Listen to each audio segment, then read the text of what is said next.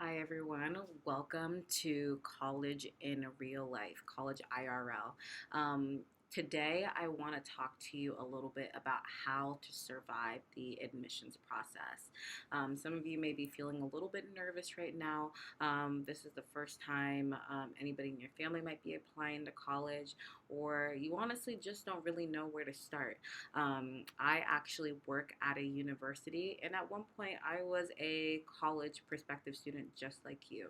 And so today, I kind of just want to give you some information from a person who works at a university and somebody who went through this process at one time. So, tip number one, do your research. Even today, while I was working, we got an email from a student that applied, and they just realized that we do not have a nutrition major. Now, I don't want to blame this student, but if you go back a little bit and you go onto the school's website, you look at the type of major programs they offer. Maybe you call a college counselor, maybe even come for a campus tour. It'll answer some of those questions and maybe prevent some of these things from happening before we get to that point. So I really encourage all of you to do your research now. You don't want to get to the point where you've actually paid money to the university and enroll, and then you find out that they don't actually have the program that you're looking for. So start doing your research now. Number two, go visit. Especially if you know there are a lot of colleges in one area, make a whole day of it and go visit all of those schools. This is a big investment. Before you buy a house or before you buy a car, what do? You go check it out. You go for a test drive. You go walk around the house. Go walk around the school that you're interested in attending. Personally, for me, some of the schools I applied to were a little bit further, so I decided to wait until after I'd been admitted to go and visit those schools. But the visit is a very crucial part of the application college admissions process, because how do you really know if you like it if you've never actually tried it or seen it? So I encourage you to go and visit these schools. For me personally, I attended Towson University, and I ultimately, kind of at the beginning, didn't want to go. I was just like, no thanks. But it wasn't until I actually stepped foot onto campus and I felt the energy of being on campus that I decided to actually come. I felt right at home. So I really see the value in the college visit, and I encourage you to go. Number three, stay organized. Please, please, please stay organized. Maybe create an Excel sheet to keep track of all of your deadlines.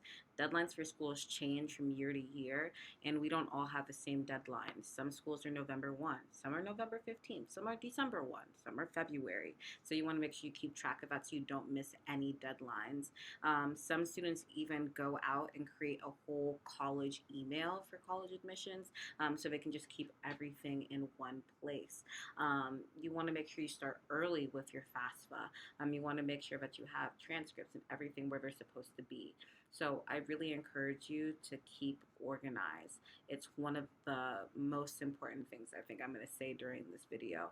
A lot of times we'll contact students, we'll say, hey, have you sent in your transcript? Or, hey, we awarded you a scholarship. And these students miss out on those opportunities because they're disorganized and they have lots of things going on in their emails. And something that some places might not tell you is that you can unsubscribe from our emails. You do not have to stay on the email list. If you're not interested in that school, go ahead and unsubscribe. You want to make sure that you keep your inbox clear for the schools that you are actually interested in. Number four, be realistic. BFFR. You want to be realistic with yourself. Um, if you know you have a 2.8 GPA, realistically, you probably shouldn't be applying to Harvard University. You want to look at your GPA and look at that in the context of the school that you're applying to. Lots of us post our profile and will tell you what the last freshman class looked like so you can get an idea of where you fit in. Lots of the software that y'all use, like Naviance, will actually let you take your data and plot it on a graph with everybody else so you can see where you fall and see what students were waitlisted, see what students were accepted, see what students are denied. denied. You don't want to get your hopes up for an institution that your heart is set on when you know that you don't match the admissions criteria. And admissions criteria isn't to hurt your feelings. We do it because we want to make sure that you're going to be successful at our school. If I admit a student with a GPA that's way below our admissions criteria and they come to the university and they don't succeed, it's going to be our fault because you showed us what you were capable of doing in high school, and college is even more difficult. So we want you to be able to prove during your application. It's like a case. You want to prove to us that you will be successful at our school, and that's really the point of admissions criteria. The other part of being realistic is cost. A lot of students wait until it's too late. Let me not say too late, but wait until they've already been admitted and their heart's already in it and realize that they can't afford the school. Start having those conversations with your family if they're the ones who are going to be helping you pay for school, and ask them, what can we actually afford before you start applying to schools that are way out of your price range. Number 5, last but not least, you want to make sure that you take a deep breath and you relax. Something my supervisor always tells me is that there is no life or death in college admissions. Um, you will be successful. The college is not what's going to make you. You are what's going to make it.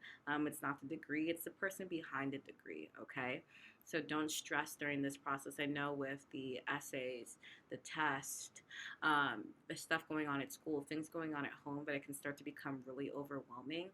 But really take a breath and relax and just let the chips fall where they may. You stressing out isn't going to change the result of what us counselors are going to be doing behind the desk. You just have to go into the situation knowing that you did all you could do initially. You tried your best and you put your best foot forward. And that's really all you can do at the end of the day. If it was meant for you, it will be for you, okay? So take a deep breath and relax. Majority of schools are accept more than 2/3 of their students. So just keep that in mind. You will go to college somewhere and you will be successful in your future. And don't let anything else get in your way. Y'all, so that's really everything I have to share with you all. I hope that helped you, and check back to our blog, College IRL, on Wix. It'll be linked in the description below, and make sure to check us out on Twitter, Instagram, all of our social media. I look forward to chatting with you next week. Bye.